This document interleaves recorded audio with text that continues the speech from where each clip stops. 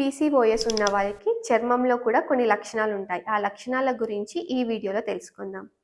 First, acne on lower face. Lower part of ఫేస్లో మీకు pimples ఎక్కువగా ఉంటాయి, ముఖ్యంగా పీరియడ్ టైంలో. ఇది టెస్టోస్టిరాన్ అనే హార్మోన్ వల్ల వస్తుంది. Second, unwanted hair growth. ఎక్కడైతే స్త్రీలకు తక్కువగా హెయిర్ ఉండాలో లేకపోతే హెయిర్ ఉండకూడదో అటువంటి చోటు వీళ్ళకి హెయిర్ గ్రోత్ రావడం అనేది స్టార్ట్ అవుతుంది. ఇది కూడా టెస్టోస్టిరాన్ వలనే. ఉదాహరణకు చెవి మీద, పొట్ట మీద, ఛాతి మీద, మూతి మీద. Third, acanthosis nigricans. అంటే చంకల్లో ఇంకా మెడ దగ్గర వీళ్ళకి డార్క్ వెల్వెటీ బ్లాక్ ప్యాచెస్ వస్తుంటాయి. జనరల్గా ఇది డర్ట్ అనుకుంటారు, కానీ కాదు, ఎంత రబ్ చేసినా కూడా పోదు. ఇది ఇన్సులిన్ రెసిస్టెన్స్ వల్ల వస్తుంది. దీన్ని మనం మెడికల్ టర్మ్లో అకాంతోసిస్ నైగ్రికన్స్ అని అంటాం. Fourth, thinning of hair. మన స్కాల్ప్ మీద ముఖ్యంగా ఫ్రంట్ పార్ట్లో వీళ్ళకి జుట్టు పల్చగా అయిపోవడము, హెయిర్ లాస్ ఉండడం లాంటిది నోటీస్ చేస్తూ ఉంటారు. ఇది టెస్టోస్టిరాన్ ఎక్కువ అవ్వడం వల్ల వస్తుంది.